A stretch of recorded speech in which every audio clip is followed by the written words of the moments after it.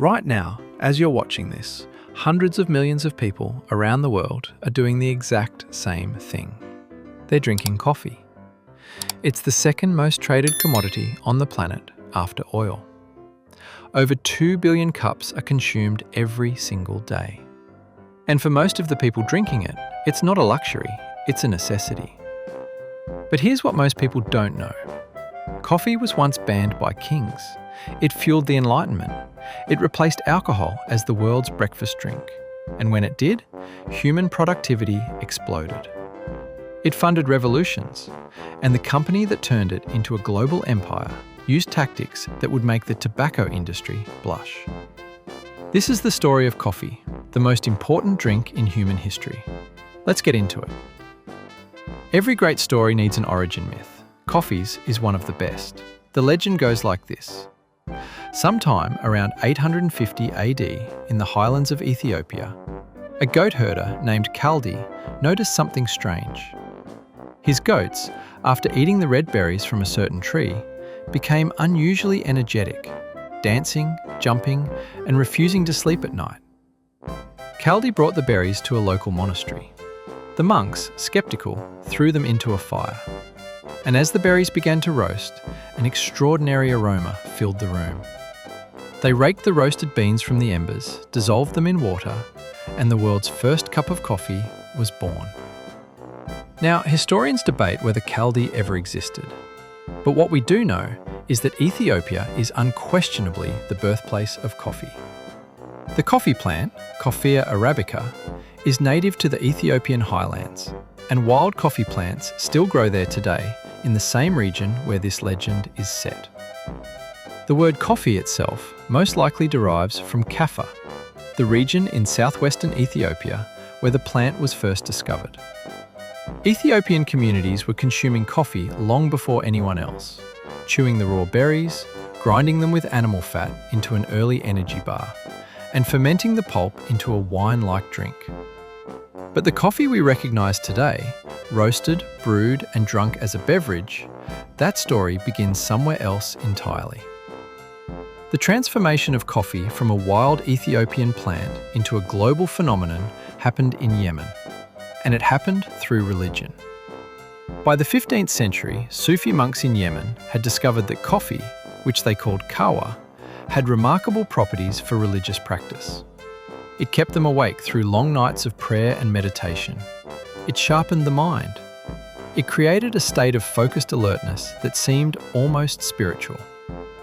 Sufi orders began cultivating coffee deliberately in Yemen, developing the first coffee farms and the first systematic methods for roasting and brewing.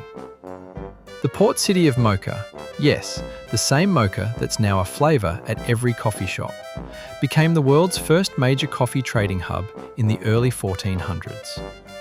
And for nearly 200 years, Yemen held an absolute monopoly on the world's coffee supply. They guarded it ferociously. Coffee beans were boiled or partially roasted before export, specifically to prevent them from germinating elsewhere. Anyone caught smuggling live coffee plants out of Yemen faced severe punishment. But it was in Yemen that something else was born, something that would prove to be just as historically significant as the drink itself, the coffee house. Yemen's kava khana, coffee houses, were the world's first, and they were revolutionary. Men gathered to drink coffee, talk, play chess, listen to music, and debate ideas. They became known as schools of the wise, places where knowledge was exchanged, deals were made, and intellectual life happened outside the home and the mosque. The coffee house concept was about to spread, and when it did, it would change civilization. By the 16th century, coffee had swept through the Ottoman Empire like nothing before it. Constantinople, modern-day Istanbul, opened its first coffee houses around 1554, and within years the city had hundreds of them. They were open to any man regardless of class, which was itself revolutionary in a deeply hierarchical society. A merchant and a scholar could sit side by side, drinking the same drink, having the same conversation. Coffee was the great social equalizer of its age. The Ottoman coffee houses became the centres of political debate, gossip, business and culture. Poets read their work, musicians performed, chess tournaments were held, news spread, ideas circulated. And that's exactly why the authorities became terrified of them. In 1511, the governor of Mecca, Khair Beg, became the first official in history to ban coffee. He argued that coffee gatherings were seditious, that men who gathered in coffee houses talked too freely, criticised too openly, and represented a threat to public order. His fatwa declared that coffee was intoxicating and therefore forbidden under Islamic law. The ban lasted approximately 3 months. The Sultan of Cairo overruled it and had Khair Beg executed for other crimes. Coffee won. But the bans didn't stop there. Sultan Murad IV of the Ottoman Empire, the same ruler who tried to ban tobacco, also attempted to ban coffee in the 1620s and 1630s, reportedly ordering execution for repeat offenders. Again, it didn't work. The pattern was becoming familiar. Powerful men kept trying to suppress coffee. Coffee kept winning. Because the people who gathered in coffee houses had found something governments have always feared: a place to think freely, together. Coffee arrived in Europe through Venice in the early 1600s, brought by traders who had encountered it in the Ottoman Empire. And the European reaction was, predictably, mixed. The Catholic Church's initial response was suspicion.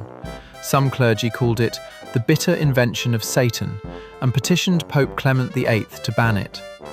The Pope, to his enormous credit, decided to try it first. According to the story, he tasted it, found it delicious, and reportedly said that it would be a shame to let the devil have something so good. He gave coffee papal approval, and that was that. Within decades, coffee houses were exploding across Europe. England went from its first coffee house in Oxford in 1650 to having over 3,000 coffee houses in London alone by the early 1700s. They were called penny universities because for the price of a penny, any man could buy a cup of coffee and access the greatest conversations of the age. And the conversations that happened in those London coffee houses weren't trivial. Lloyd's of London, the world's most famous insurance market, began as a coffee house on Tower Street where merchants, sailors and ship owners gathered to discuss maritime trade. The London Stock Exchange grew out of Jonathan's Coffee House, where brokers met to trade stocks. The Royal Society, Britain's most prestigious scientific institution, was founded by men who had met regularly at coffee houses. Modern banking, insurance, journalism and science were all, in significant part, born in coffee houses. Before coffee, the standard European breakfast drink was, genuinely, beer and ale. Weak, low-alcohol beer was considered safer than contaminated water. People started their day mildly drunk and stayed that way. When coffee replaced alcohol as the morning drink, the effect on human productivity and intellectual capacity was, according to historians, immediate and dramatic. The Enlightenment, the great flowering of European scientific and philosophical thought in the 17th and 18th centuries, was fueled, quite literally, by caffeine. Coffee didn't just enable intellectual discussion, it directly fueled political revolution. In France, the coffee houses of Paris became the organising centres of the French Revolution. The famous Café de Foire in the Palais Royal was where, on July 12, 1789, 2 days before the storming of the Bastille, the journalist Camille Desmoulins jumped onto a table and delivered a speech that helped ignite the uprising. He was drinking coffee. In America, coffee became politically charged for a different reason. After the Boston Tea Party of 1773, when American colonists dumped British tea into Boston Harbor as a protest against taxation, switching from tea to coffee became an act of patriotic rebellion. The Continental Congress declared coffee the official American drink.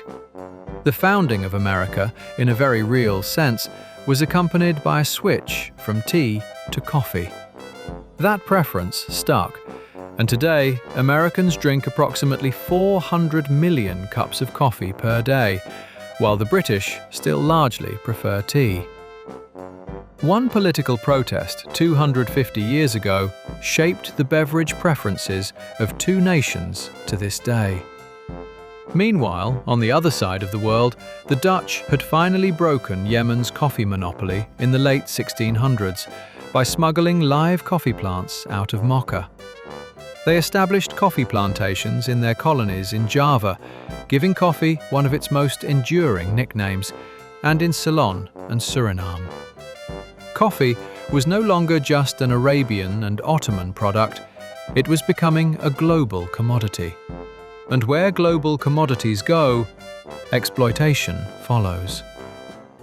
The spread of coffee cultivation around the world follows a pattern that should be familiar by now if you've been watching this series.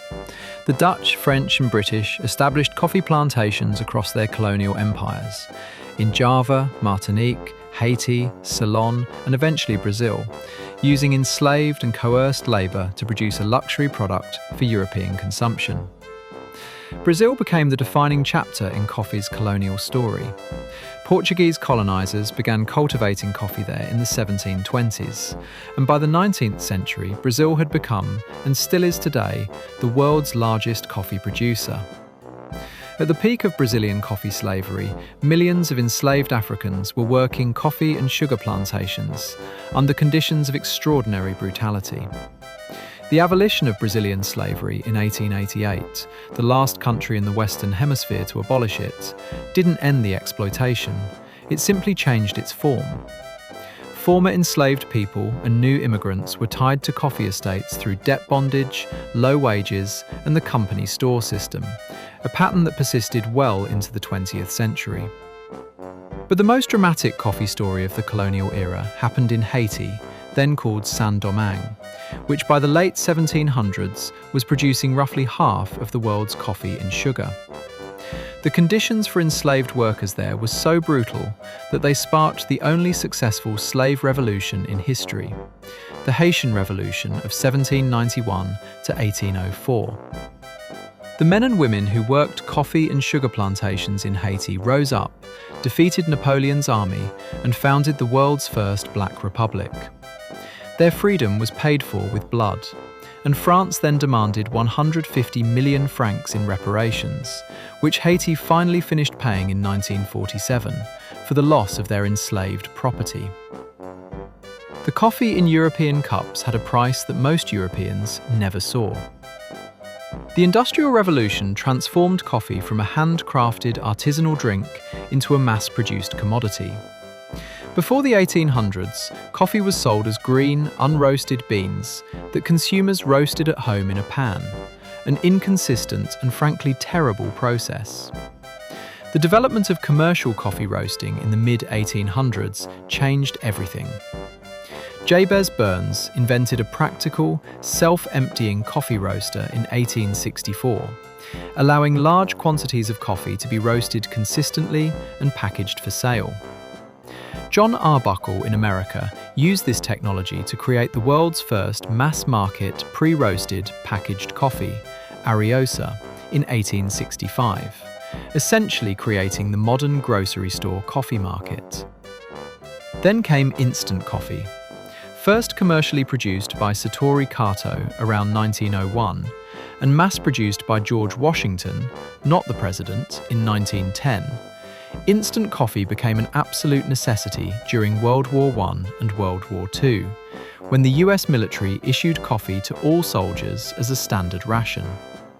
Entire military offensives were delayed while waiting for coffee supplies. Generals treated it as essential as ammunition. American soldiers came home from both wars as committed coffee drinkers, and the post-war economic boom created the conditions for coffee to become truly universal in American households. While American coffee culture in the mid-20th century meant percolated diner coffee, often described by Europeans as brown water, Italy had developed something completely different. Angelo Moriondo patented the first espresso machine in Turin in 1884, and over the following decades, Italian engineers refined it until Achille Gaggia's 1948 machine created the high-pressure extraction process that produces true espresso, concentrated, rich, with that characteristic cream-coloured foam on top called crema. Italian espresso bars, the bar espresso, became the social heartbeat of Italian cities. Standing at a bar counter, drinking a tiny cup of perfect espresso in 3 sips and moving on. Fast, democratic, sensory. Coffee as a ritual rather than a beverage.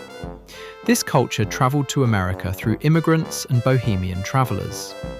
The beatnik coffee houses of 1950s San Francisco and New York, places like the famous Café Trieste, brought Italian espresso culture to America and created a new context for coffee: artistic, intellectual, countercultural. One young man who absorbed all of this was Howard Schultz, who, after visiting Italian espresso bars in 1983, returned to America and transformed a small Seattle coffee bean retailer called Starbucks into something the world had never seen before. Starbucks was founded in Seattle in 1971 as a coffee bean retailer, not a cafe. It sold high-quality roasted beans, but not prepared drinks. Howard Schultz joined as marketing director in 1982, visited Milan, had his revelation, and spent years convincing the founders to let him transform the concept. By the 1990s and 2000s, Starbucks had done something extraordinary. It had created a new consumer behavior. The idea that you would pay $4 or $5 for a cup of coffee, that you would customize it with a complex personal order, that a coffee shop would be a third place between home and work where you'd spend hours. None of that existed at scale before Starbucks. At its peak, Starbucks was opening one new store every 4 hours. It became one of the most recognizable brands on earth. But Starbucks also faced fierce criticism for driving out independent coffee shops, for its treatment of coffee farmers, and for what critics called the commodification of coffee culture. And it opened the door to something that pushed back against everything it represented. The third wave coffee movement emerged in the 2000s and 2010s as a direct reaction to corporate coffee. Third wave roasters, companies like Blue Bottle, Intelligentsia, and Counterculture, treated coffee the way wine is treated: single origin, specific farms, precise brewing methods, the farmer's name on the bag. Suddenly people were talking about coffee the way sommelier talked about wine, discussing flavour notes of jasmine, blueberry and dark chocolate in a cup of Ethiopian Yirgacheffe. Coffee had completed its journey from a wild berry chewed by goats in Ethiopia to a multi-hundred-billion-dollar global industry with more complexity, controversy and culture than almost any other product on earth. Let's end with where coffee stands today, because the story isn't over.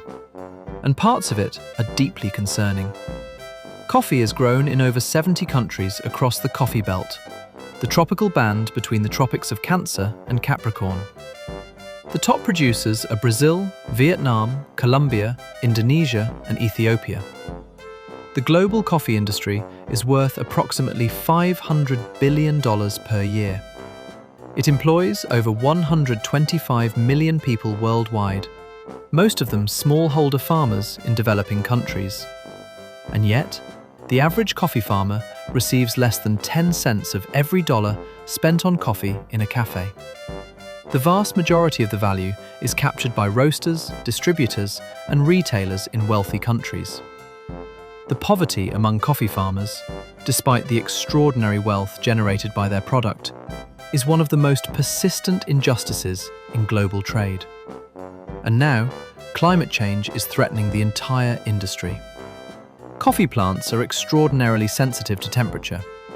The regions suitable for growing high-quality Arabica coffee are shrinking as temperatures rise and rainfall patterns change.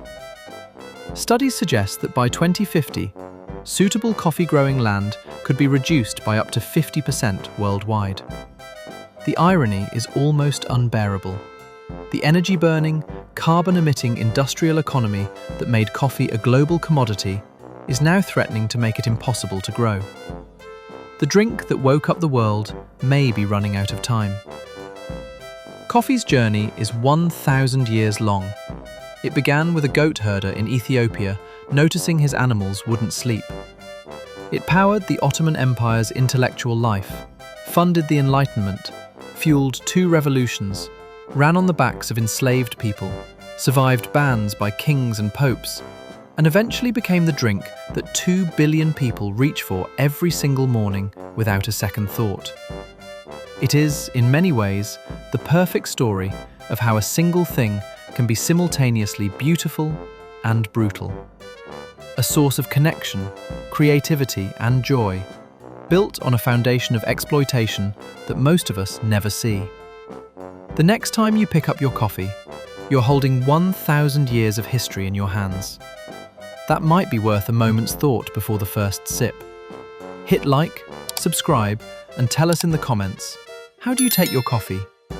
And what should we cover next in Facts and Stories? See you in the next one.